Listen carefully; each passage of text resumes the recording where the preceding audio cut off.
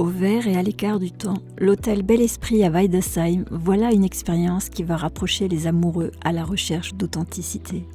Sur le site de l'ancien moulin, une petite rivière qui traverse le jardin. Anne et Jérôme Massec ont rencontré Monia lors d'un de ses ateliers sur la fabrication des tisanes.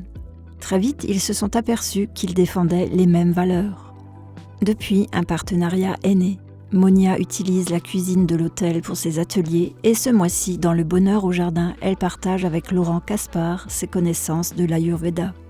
Direction le jardin pour la cueillette des fruits et légumes de saison qui seront cuisinés sur place.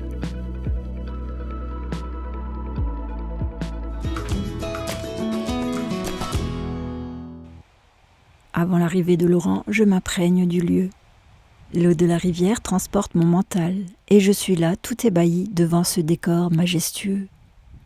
Tiens, voilà Laurent qui arrive.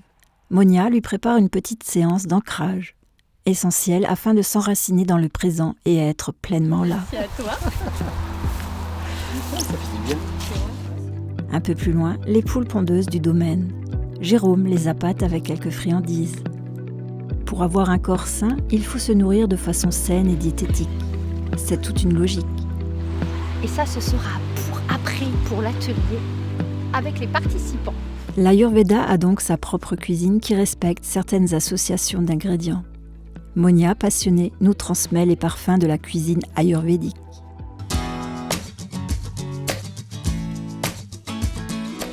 Et donc, nous allons cuisiner ensemble, parce que pour moi, c'est très important de ne pas que parler et faire. Ce qui est important, c'est de transmettre. Les personnes, lorsqu'elles ont cette transmission, elles deviennent autonomes. Et donc, avec les épices, avec les plantes, les légumes, et tout ce qu'on a là, donc on va travailler ensemble. Nous avons déjà en œuvre toute une gamme de prestations qui sont axées autour du bien-être, que ce soit un bien-être physique, mais aussi mental. Nous proposons des formules de séjour qui après se déclinent autour d'un programme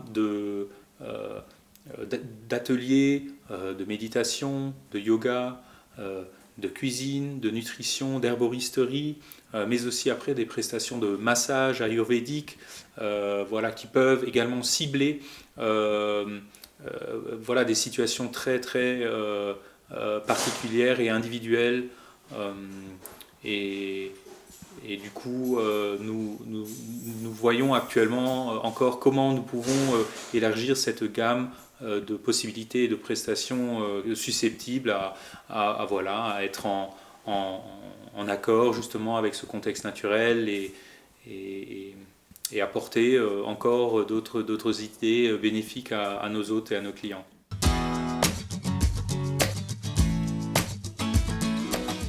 Alors, nous avons récolté des pommes, des blettes, des noix. Nous avons aussi pris des herbes aromatiques comme la ciboulette, la menthe, du persil et des fans de carottes. Donc on va cuisiner avec la philosophie de l'Ayurveda, qui signifie science de la vie. C'est une philosophie indienne qui date de plus de 5000 ans, reconnue par l'OMS comme méthode de soins. Et donc ce soir, je suis là pour transmettre des outils, des astuces et montrer comment d'un jardin, on peut cuisiner avec du goût et aussi de l'originalité. Donc là, ce soir, ce qu'on va faire, donc j'ai les recettes, bien sûr. Vous allez partir avec des recettes. Oui. Voilà. Donc,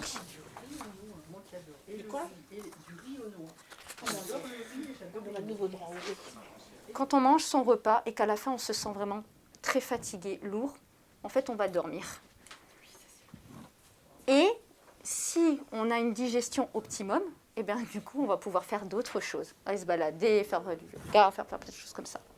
Donc, on fait tremper les aliments pour qu'il y ait ce processus de germination. Vous connaissez les graines germées.